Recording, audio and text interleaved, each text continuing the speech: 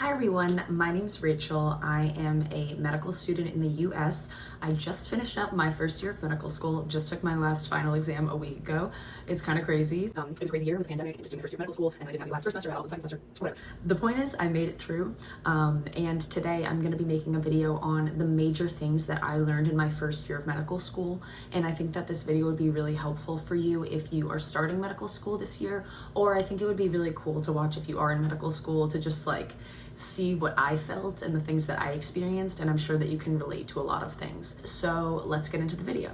Number one, my best will always be good enough, and I will never ask anything more of myself than my best. If I'm going into that exam as prepared as I can while still not throwing my whole mental and physical health out the window, then I'm going to be happy with the results of the exam, because everyone in medical school studies differently. Everyone does things differently. Some people are really good at taking tests, some aren't.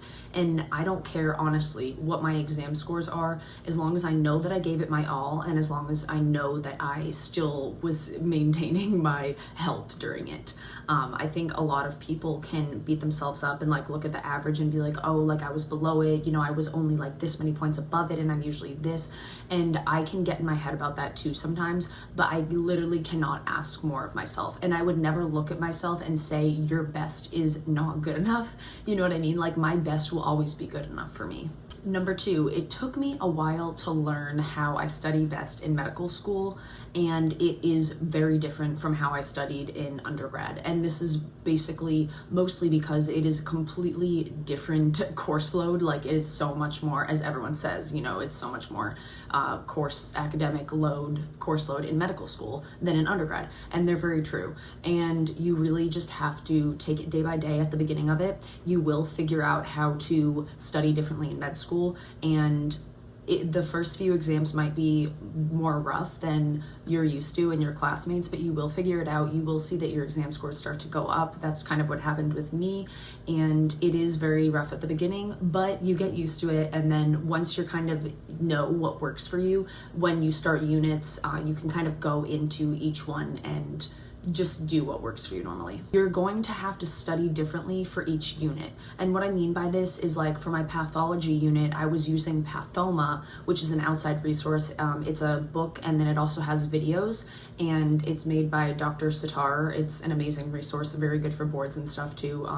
And Pathoma is about the pathology of things. So obviously that was a great resource for the class pathology that I was taking. But then when I did my pharmacology unit, I was watching a lot of sketchy videos, watching other YouTube videos like Ninja Nerd on YouTube, doing a lot of repetition, a lot of Anki, just trying to look at things on a map of the drugs and the families. And then it's different when I did like my cardio unit, because that was just a mix of like studying my lectures versus looking at different second resource videos and Pathoma and things like that. So each unit is very different, but still kind of stick to those main things that work for you. And what usually works for me is like a lot of repetition, going through the lecture and then doing Anki cards myself, and then finally like quizzing with a friend and like quizzing back and forth, or like talking through the really hard complex lectures back and forth with a friend, and then going it over myself again. A lot of repetition works for me. That's what I've realized. Number four, take advantage of the upperclassmen at your medical school, specifically the second years, because they literally just did the course load. Like the second years were so helpful for me, and we have bigs at my med school. So as an M1, I was paired with an M2. That was my big, and we kind of filled out these like Google forms to figure out our personalities and what we were kind of looking for out of the relationships. And then you could get matched up with someone that was kind of similar to you and that like wanted the same thing out of the big little relationship. Like if they wanted to be more hands-off, whatever. So my big was really great. She was very helpful. She was very encouraging, and just a lot of the M2s were so helpful and encouraging. They would kind of give some insight on different classes, like, oh, like this professor is very detail-oriented, or oh, this professor, you know, will kind of tell you how it is and you'll be good for the exam. You know, you don't have to kind of overstudy for this class. Just things like that. They were really encouraging. They had just been through it, and they are there for you, and they just went through it, and they just want to help you. So reaching out to the M2s was very helpful for me. Number 5, and probably one of the most important things that I've learned in med school, is that it is possible to still be healthy and active and take care of yourself while in medical school. And even more importantly than that, it's almost necessary. I mean, it is necessary, but if you're talking about like exam scores and medical school performance, it's honestly necessary to take care of yourself and eat healthy and exercise to do well.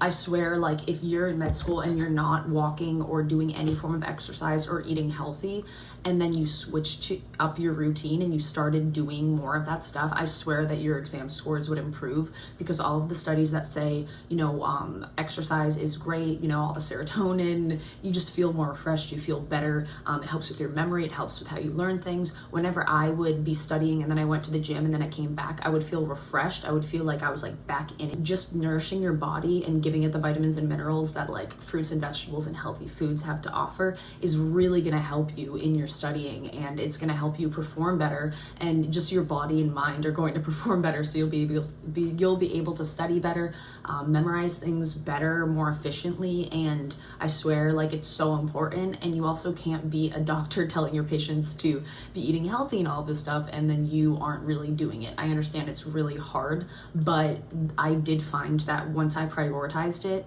there was a lot of, like, I was able to do it, and it really did help me get through this hard year. Number 6, all of my classmates feel the same way that I did. They felt as stressed out as I did. And you will find that some people will not act stressed out, and they will act like it's fine and like they're studying and they're learning everything. There's few people like that, but there are people. But for the most part, your classmates are also going to be stressed out. And that was something that really was like reassuring, to know that I wasn't just like the only one that was stressed out. Like, I would talk with friends and they'd be like, yeah, like, this is crazy. Like, I don't know how we're going to know all of this. Like, I don't know how we're going to have like these 3 exams in this week. Like, everyone was stressed out, but we all got through it. And you don't want to focus too much on the stress and just be having like a pity party, like a stress party where that's all you're talking about. But it is important to like say if you're feeling stressed out, because it'll be kind of cathartic for you, and then it will help your friends know that like they're not alone. I would say don't focus on it for too long, but it is good to be honest with how you're feeling. And honestly, like, why would you lie if you are stressed out and like say that you're not? Because then you're just going to bottle it up, and then you're probably going to feel more stressed out, and you're going to be alone in those feelings. I learned that I am capable of so much more than I thought I was. Like, I got to medical school and I saw the amount of material that I had to know for my first exam, and I saw the material that I needed to know for 1 lecture. Like, I was going through the lectures and I was like, wait, this is 1 lecture. And my school does integrated exams, so in my first semester they were bigger, and the exams were like 65 lectures was the biggest one, like 63 or 65 on average. There was like 50 lectures per exam, and then we had 3 questions per lecture, and that's a lot of information. And so I would go through those PowerPoints and be like, oh my gosh, like, this is 1 lecture and I have to do like 50, and I have to know everything because they're gonna ask 3 questions from each.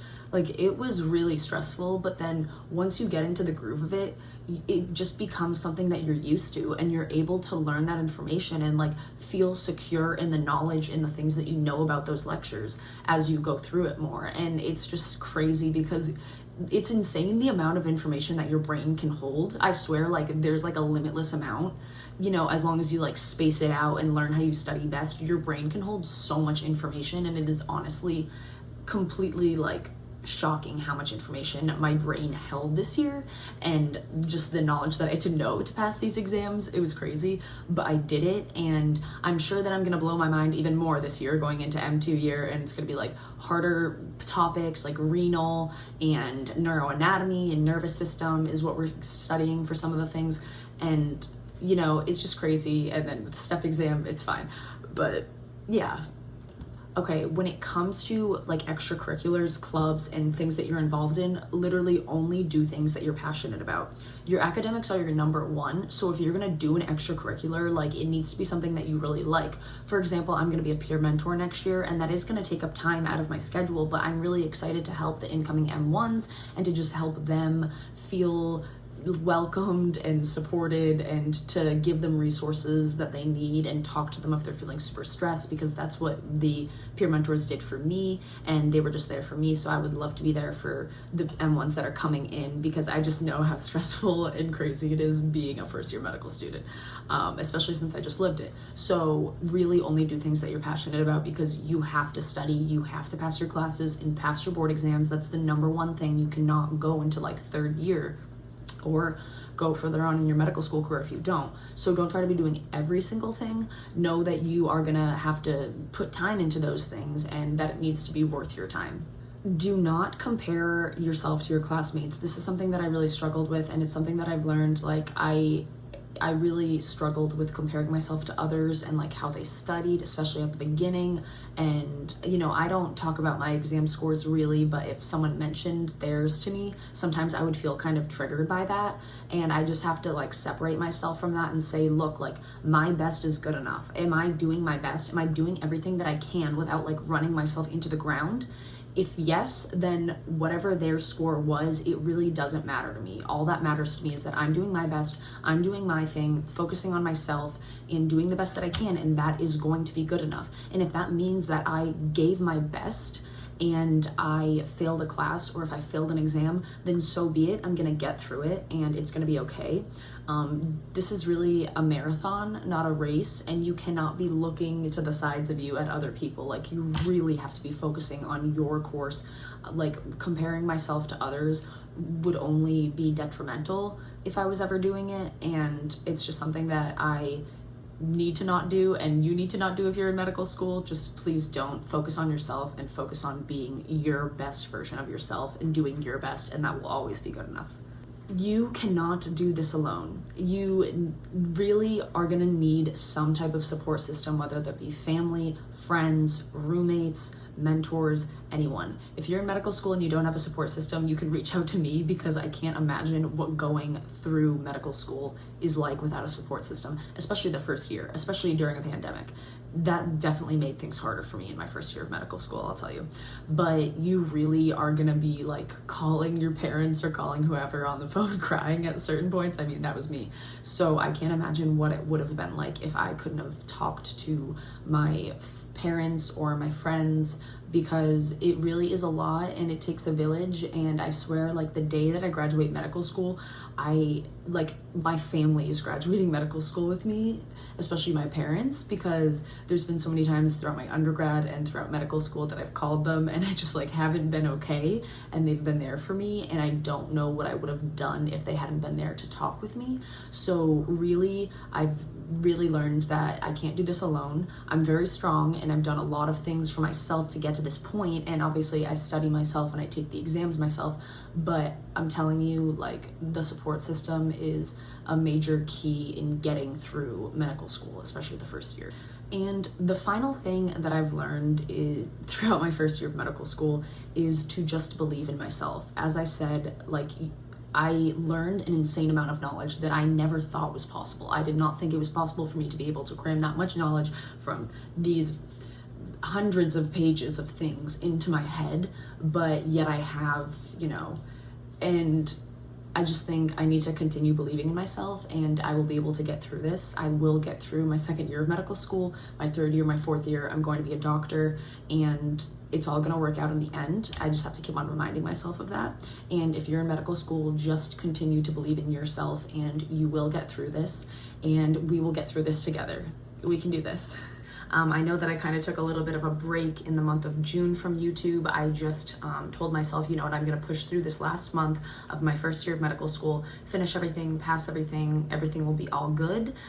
It was a grind, I'm not going to lie, but everything ended up turning out fine and well, and I'm really happy with how my first year went. Thank you so much for watching this video. I really appreciate it, and I really hope that you learned something about my lessons of my first year of medical school. And if you are an incoming M1 this year, drop any of your questions about medical school below. If you are in medical school and you've related to any of the things that I've said, I would love to hear which ones you related to and like your thoughts and your experience and perspectives in medical school. My summer is only until the end of July, unfortunately, but I'm going to be trying to post as many videos as I can. And if you'd like to follow along to my journey in medical school that encompasses balance and military medicine, then please subscribe and leave a like. I would really appreciate it. Thank you again for watching, and I hope that you have an amazing day.